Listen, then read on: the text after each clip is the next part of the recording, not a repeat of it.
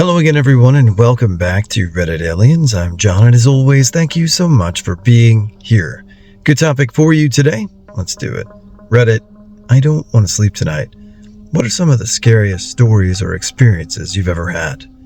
Please remember to like, share, hype, listen, and ask for shoutouts, and subscribe. Not me, but my wife. She was home alone as a teenager, except for her 5-year-old brother. They lived on the side of a hill in the middle of nowhere. She saw a strange man walk past her window. She hid with her little brother, while he tried different doors and windows to see if any were unlocked. He kept looking in through different windows, so she kept having to take her brother into different parts of the house to stay unseen. Fortunately, her neighbor from down the road noticed the guy's truck near the house and yelled up the drive at him, and he took off. Another time, a couple of years later, she was home alone again. It was Halloween, and she was supposed to give out candy, except you'd have to be crazy to let your kids trick-or-treat on the winding back road they lived on. She was in her living room when she suddenly got the very strong sense that someone was watching her from the steps leading downstairs. She was terrified, but thought she was just creeping herself out until she saw all of their dogs were starting and staring toward the same spot and cowering. She called them, and they stayed behind her in the corner for a couple of hours till the feeling suddenly passed. Later, her little brother talked to her about his imaginary friend who lived in the closet under those stairs. He said he was mean to him sometimes, and he didn't want to be near his closet after dark. She told me all this for the first time while I was house-sitting with her for her mom. Super creepy, but I didn't see anything weird.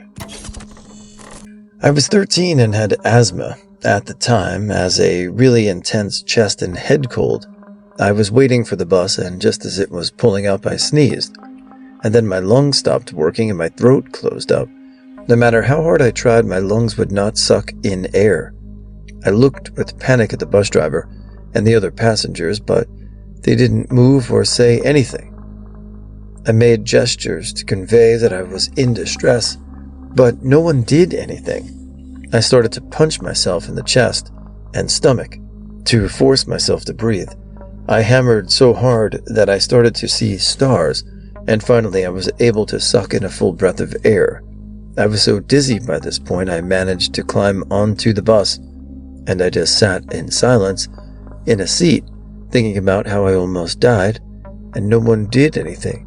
I told my mom when I got home, and she immediately took me to see a doctor who got me on anti-inflammatories and antibiotics. The other night I woke up and couldn't move. I realized I was having an episode of sleep paralysis. Then I noticed the man standing in the doorway to my bedroom. I blinked, and then he was standing next to my bed.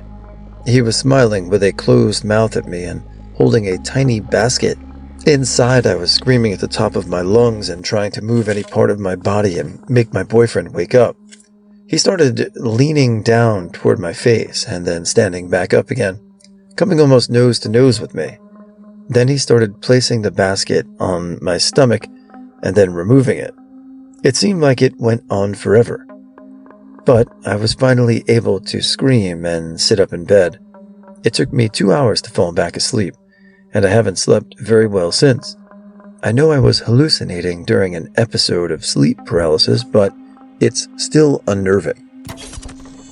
Well, it was about 12:30 or 1 a.m., and I was driving home from the movie theater. My friends and I had just watched The Conjuring, which put my mind in a creepiness-fueled, hyper-aware state. I was driving through downtown, in my not small or not big town. And downtown is kind of like an old historical-looking district. Usually there was a large crowd of people outside of this one downtown bar called The Grove, but it was raining or drizzling. Even though it was raining, it was a Saturday night, and I live in part of Florida. And I live in a part of Florida where people learn not to care about light rain, so I was a little surprised to see literally no one but this lone woman. I'm at this red light next to the Grove, and I see this lone woman standing on the edge of the intersection that I stopped at. She's not moving, just standing there on the sidewalk to the right of me. staring about 45 degrees up into the sky in the direction that I'm currently headed. I look at her as the light changes to green and I drive past. I drive slowly, almost hoping for her to look down at me and make eye contact because the way she's staring upward is confusingly discomforting. She doesn't look down at me though. She just keeps staring upward, down the road that I'm driving on. So I pass her and just think to myself, that girl was freaking weird. Whatever. I hope she gets home okay, or something like that. I've driven down that road several blocks, still thinking about how weird that girl was. Then I see a man standing alone on the sidewalk to the left of the road I'm on, almost perfectly mirroring the girl. The man is standing completely still and staring up at a 45-degree angle into the sky, but he's looking directly in the direction of the girl. At the very least, the 2 or 4 blocks away from each other, there was literally no way that they could see each other, but they were both looking in the exact same direction of each other, just up into the sky. What were they looking at? Why were they alone? Why were they not moving? I still haven't guessed a reason for any of these. What did I drive under? Alright guys, I hope you're enjoying this collection of stories today. I want to give a shout out to Lorena B5309. So, hi, there's your shout out. And also to, dropped my phone. 1 second, my other phone. Nathan Lynch, I had it right the first time. Hi, good to see you. Hope you guys are having a great day, and I'll see you tomorrow. Well, I've been pushing myself way too much for a few months, and I finally snapped and had my first panic anxiety attack. My dog picked up on this before I even knew what was going on, but I slowly felt that my arms and legs were getting weak and hard to move, and it felt like I had drunk a bottle of vodka in one sitting. My dog would not leave my side. I managed to call my sister, who took me to the ER, and I got some sedatives via injection. My dog was brought with me. The doctor didn't mind that he was in the room and sitting next to me. I had to tell my dog to lie down when he growled at the doctor for examining my arms and looking for a muscle in my thigh to give me the sedatives. The doctor luckily had humor and said that he was a good dog for looking out after me. They worked after a few minutes, and I finally calmed down. I couldn't walk though, so my sister helped me home, and my dog jumped up right at the end of my bed guarding me. I woke up in the middle of the night to my dog making weeping noises, which are usually the noises he makes when you tell him he's a good boy or call his name. He sat at the end of the bed, wagging his tail like crazy and weeping and howling excitedly, as if someone was telling him how good he was, what a good boy he was, and so on. He was staring straight up at the ceiling at the corner of my room. Suddenly he stops looking at the spot in the corner and looked at me as if somebody told him that I was awake. He cuddled up to me in my bed and fell asleep shortly thereafter. I have no idea what it was, but I have an idea that it was my grandparents looking out for me. I didn't get sleep paralysis until I was 18. I'm 28 now, so I've been dealing with it for 10 years. The first few times that it happened to me were some of the most unnerving experiences that I've ever had. Nobody ever seems to talk about it, and I had no idea what was going on. The first time it happened, I just thought it was a frighteningly realistic dream. I could see what was in my room all around me, but I just couldn't move. I remember panicking, thinking about how no matter how hard I tried, I couldn't even move my finger. Then, that thought led me straight to worrying that I wouldn't ever be able to move again. When it was over and I could finally move again, I remember just lying there with my heart feeling like it was going to bust out of my chest. After a few times of it happening to me, I thought I was finally getting used to it. Then I had my first hallucination. Now keep in mind that at the times before this one, whenever sleep paralysis hit, I'd always have a strange foreboding sense that something was lurking just outside of my view. I could never move my eyes or my head to see it, but I always knew there was something there, something evil. But this time I saw it, It was a shadowed silhouette right square in my view. It stayed there unmoving for what seemed like an eternity. Slowly it faded into nothingness, right before I could move again. After that experience, more hallucinations followed in the years since then. I've seen more shadowy silhouettes and heard people talking when no one was around, and at one point I even heard pots and pans changing around in the kitchen. It's all part of your mind playing tricks on you. Part of, you know this, but that part of you takes a back seat to the irrational fear that grips you every time one of these bouts of sleep paralysis hits. I still remember the most frightening one that I've ever experienced. It's something I'll probably remember to the day I die. It happened to me just last year. I'd been doing great as far as sleep paralysis goes. I hadn't been hit by it nearly as often, and I thought for a while that it might be gone completely. So I made the not-so-wise decision to try and sleep lying on my back again. I had refrained from doing so for several years because I noticed that sleeping on my back almost always caused me to have some sort of sleep paralysis. This time, I was feeling confident enough to give it a go. That would be my undoing. As soon as the paralysis set in, the most horrifying experience of my otherwise dull life took place. At the end of my bed, I saw it materialize. It seemed to soak through the wall at the edge of my bed. This black, shadowed form. Slowly it came into focus, looming there, staring at me. Up to this point, all of my hallucinations had been nondescript. A shape here, a form there, but nothing detailed. This one was different. I looked in the mirror at the figure before me. It was tall, wearing a black cloak. It had a face, but no skin, just bone. Not a typical skeleton face, mind you, but one of definition of figure. A fully defined face formed of bone. A horrifying face. One that stared at me with hatred in its eyes. Those cold, dead, unblinking eyes. In its bony hand it held a scythe. Even in my paralysis, I knew it was my mind projecting my own fears into reality as this grim reaper. I knew, but it didn't matter. The fear was real, the reaper looked real, and he wasn't going anywhere. He just stood there staring. As the fear got stronger and stronger, I decided that if I could just close my eyes, maybe he'd go away. It had worked in the past with other hallucinations.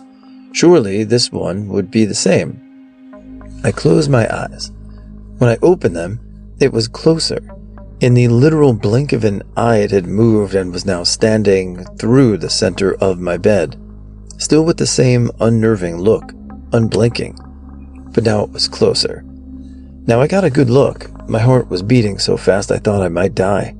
Part of me thought this time the hallucination was real, and this was just me dying.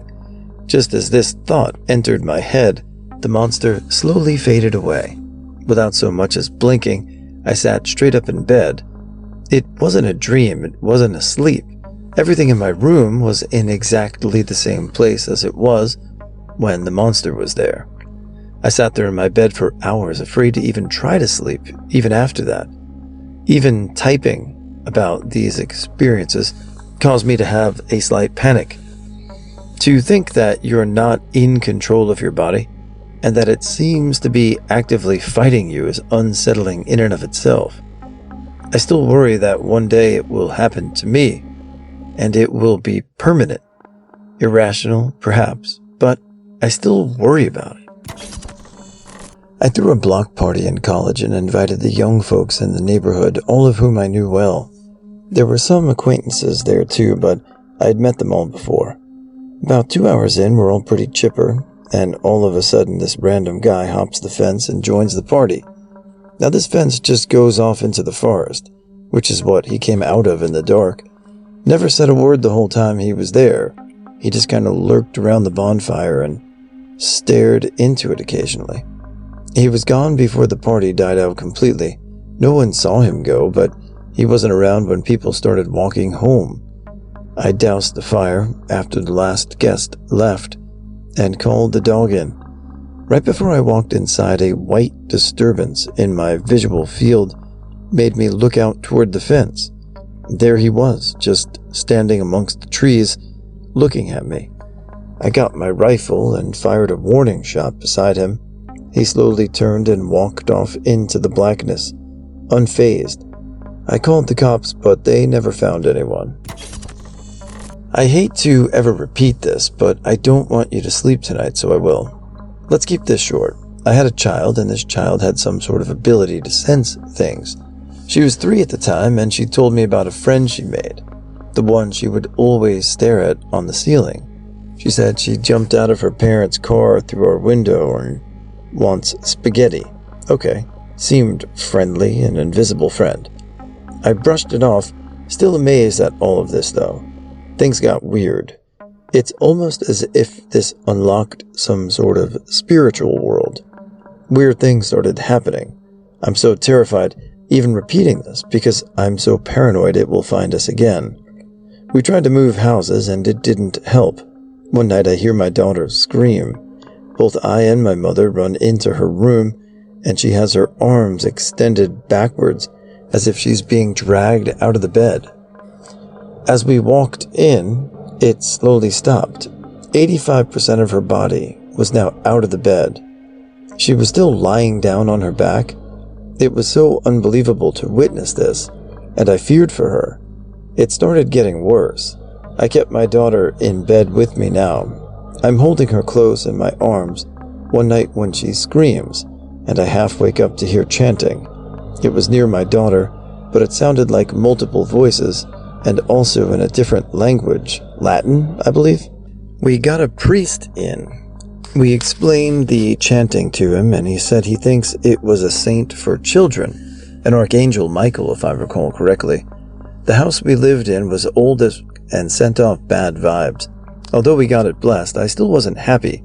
So my child and I moved into a brand new apartment near the city. We were really happy there. Nothing happened, and I felt really safe. There's a main bathroom at the end of the apartment. Opposite is my daughter's room. Then there's a long hallway that leads to an open dining kitchen area. And then the living room. I was applying some fake tan in the bathroom with the door open one day. My daughter was in the living room watching the wiggles on the beanbag. I could often hear her moving around on it. I'm looking in the mirror, which is parallel to the door, while I apply my fake bake. I see a small shadow walk into my child's room out of my periphery. I get annoyed. I told you to stay in the living room, I say as I walk into her room. Nothing. I look everywhere but find her still on the beanbag, almost asleep and still watching TV, I thought, as I realize it's not over yet. Not too much happened after that. One night I had a friend sleep over and she shared my bed with me. My daughter was away at this stage with grandma for the weekend. When I woke up, my friend was gone. I found her in my child's room. I asked her why she moved, but she was kind of hesitant to talk to me, almost like she was scared of me. Guys, I'm actually terrified writing this, and I've had to turn my light on. I'm such a loser, but I feel the presence right now. I'm not sure if I'm just reliving the feeling I had then, though. She told me that in the middle of the night, I started talking in a foreign language. I do speak another language other than English, but she insisted it wasn't even close to that one. So she had to leave the room because she was really scared. Also, one night, there was knocking on my bedroom window and also almost in the cupboard in my room. The first time it happened, I thought I misheard, but the second time my daughter looked at me and said, "Who is that?" Also, please note that my bedroom overlooked a balcony about 5 stories high. A few other separate things have happened to me as a child. I don't want to discuss them though. One of my favorites though, this one doesn't scare me at all, it makes me quite happy. About a year ago, my dad was admitted to the hospital. He was really sick. All the doctors gave us the "we're sorry, but there's nothing we can do" chat. This lasted for months. Toward the end, I stopped coming to visit him as often as I usually would because I kind of believed he would pull through, as he did a few weeks before.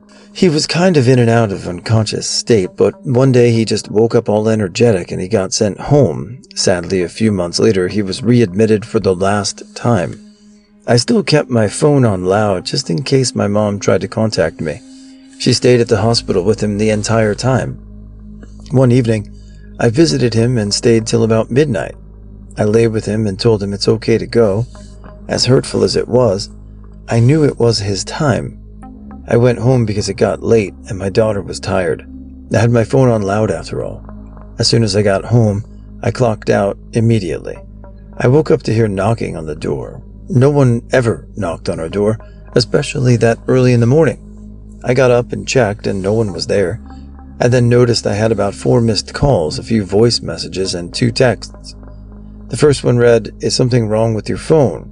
The second one read, "Your father has passed away," but how could I have missed this?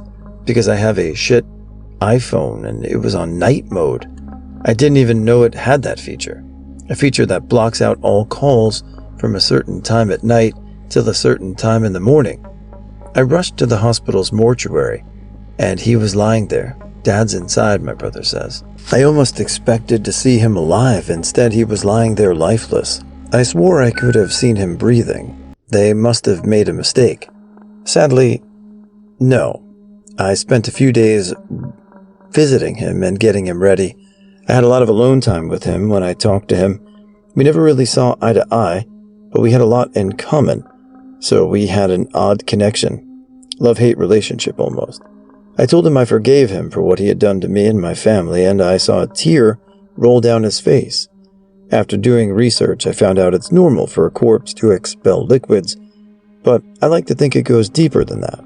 Well, after that fearsome recollection of events, and also my waterworks toward the end, I'll probably get to sleep easily. I've exhausted myself with this comment. My college has a decently sized nature preserve. The biology and environmental students are usually there during the day along with the occasional hiker, and at night it's full of stoners and stargazers. There are rumors that it's haunted, and some people have claimed to have seen the ghosts of these 2 students who had hung themselves there in the trees. One night, my friend and I were walking back from a night hike to watch the supermoon. As you walk in or out of the preserve, there's a pond that has a long bridge over the middle, about 150 yards, that you have to cross to get back to the road. About halfway over there is a little area that kicks out to the side, where people can stand and not be in the way of people crossing. As we step onto the bridge, we catch 2 figures in the beam of my flashlight. Being a polite gent, I immediately switch it off, not to blind them, and my friend teasingly goes, "Wow, what an asshole, shining that in people's eyes." And as we walk by, there was no one looking over there. There's no way they just walked ahead of us, because the bridge is loud and creaky, and footsteps echo on the water. We looked at each other, freaked out as all hell, and both heard a long, quiet chuckle coming from all sides, and then it went away. Nothing anyone can tell me will convince me it wasn't those 2 kids' ghosts. I began receiving death threats in junior high, which continued until I dropped out of high school. Threatening notes were passed to me in class, threats were placed in my locker, things were shouted at me in the hallways, and on several occasions, I was physically grabbed so that threats could be whispered into my ear. Administration never did anything about it because the threats were being made by respected athletes, and they involved the wrong kind of weapon. By their logic, death threats had to involve a gun, or they weren't serious. I had several food allergies, and most of the threats involved triggering an allergic reaction, although a few were about R. I left school because I had started thinking about harming myself, and for the next few years I was careful to not only leave the house when school was in session, so that I didn't run into any of my old classmates. I had reoccurring nightmares that they were coming to kill me. Just the thought that someone, that multiple someones, could hate me that much is still terrifying to me. Some of the threats I received were incredibly detailed and expressed scientific curiosity in what anaphylactic shock looked like up close. Some of them involved her killing my pets and then leaving them for me to find, with my allergens scattered around them so that attempting to bury them would physically harm me. Some involved forcing me to commit sexual acts after they'd poisoned me, because they'd heard sex felt better if the girl was dying. Ugh.